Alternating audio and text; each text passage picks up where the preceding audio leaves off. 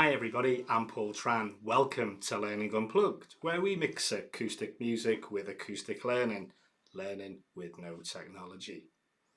Today, we're going to take another look at an aspect of feedback. Let's put the mandolin away first. So, let's get back to feedback. Have you ever noticed that when somebody gives you feedback, you don't always pay complete attention to it? Sometimes you might even disregard it. Now, if you take a look at the research of Douglas Stone and Sheila Heen, their research talks about what they call feedback triggers. Things that just stop us from listening to the actual feedback we're getting. Now, there's 3 of them, and we're going to look at them and see how we can stay in that conversation and really pay attention to the feedback that we're getting. So, the first trigger is what Heen and Stone call the truth trigger.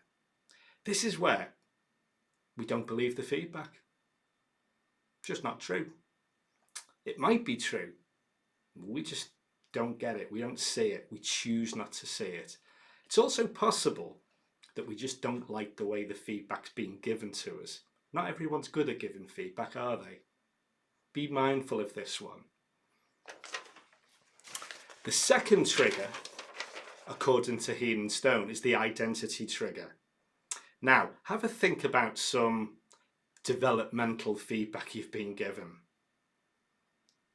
How did it make you feel about yourself? Did it make you feel a little bit worse? Did it take a bit of a blow to your self-esteem?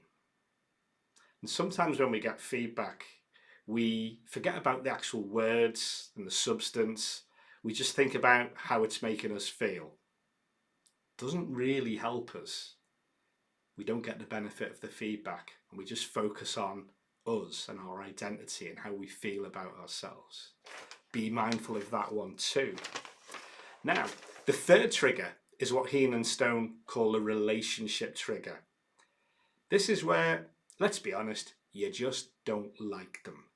Or maybe you don't respect the department, or you've crossed swords with them in the past.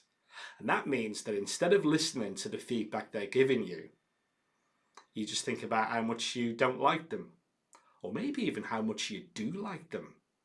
You like them so much, you get on so well that you don't pay attention to the feedback either. You may miss some really good stuff that you've done. That's the relationship trigger. Now, ideally, what we want to do is stay in the conversation and pay attention to the feedback that we're getting.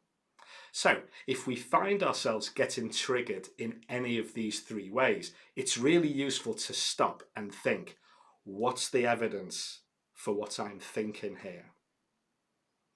And then, if we're doubting the feedback, what's the evidence that it's true or not? You might need to get a second, third opinion to make sure that the evidence is there. And sometimes it's worth just asking yourself, how much do I want this feedback off this person?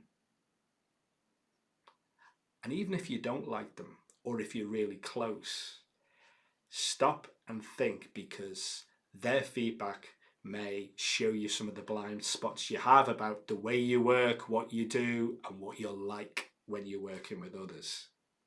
So, stay in the conversation, check for evidence, get a second or third opinion. That's how you get around those 3 feedback triggers of truth, identity, and relationship. Pay attention to those 3 triggers. Let me know how you get on in the comments below. And if you want to know a little bit more about Learning Unplugged and my work in general, take a look at the website, ptps.co.uk,